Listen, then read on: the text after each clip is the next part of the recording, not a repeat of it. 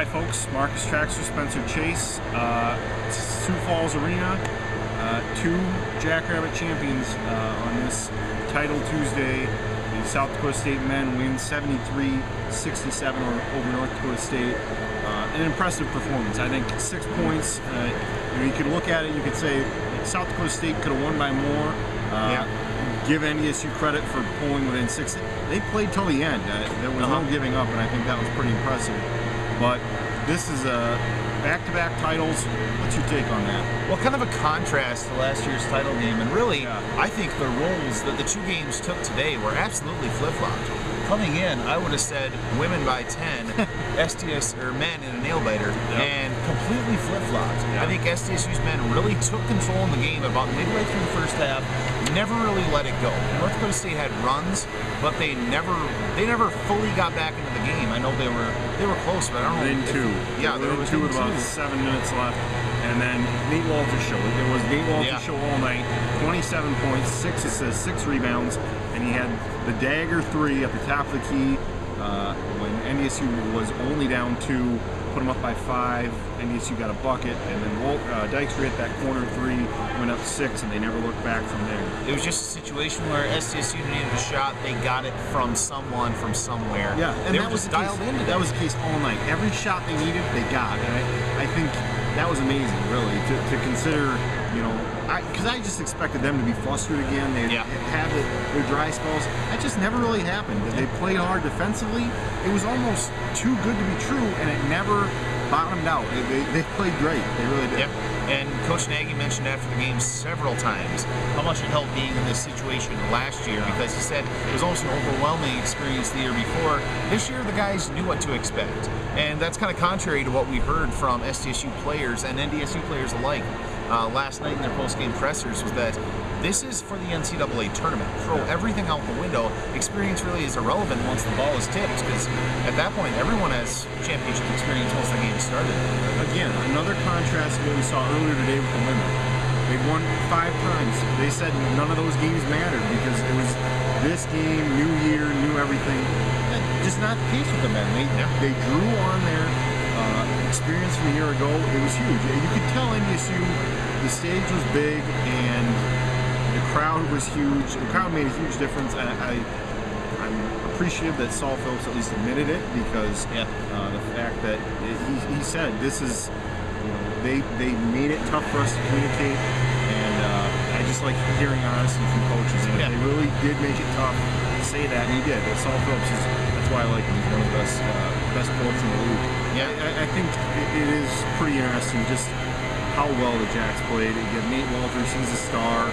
National TV lights it up. You have all these players. You play your best defensive game of the year, I'd say, even though North Dakota State shoots 46%. Everything worked. The stats don't bear it out how physical they were and how well they rebounded underneath the basket. Right. But they did all those things. It was impressive. And this was a situation for North Dakota State. I think the stage was too big for everyone, with the exception of Taylor Braun. He played.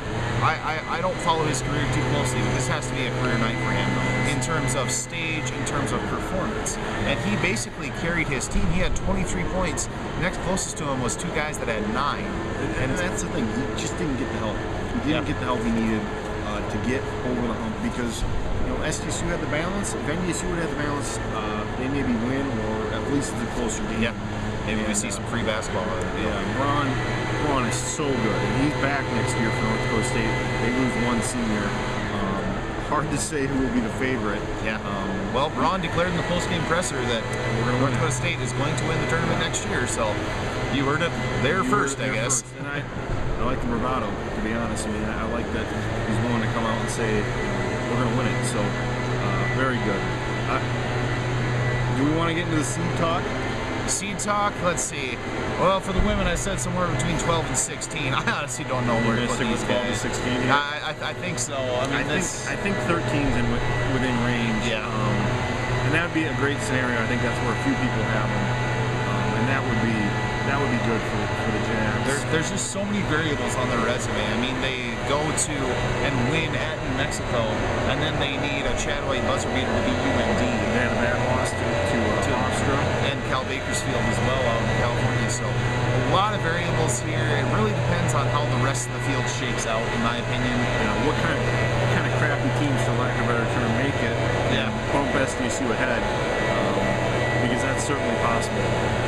I will just say this: I would like it if the Jacks went to Kansas City, just because For purposes of geography. And the chance of having some SDSU fans travel.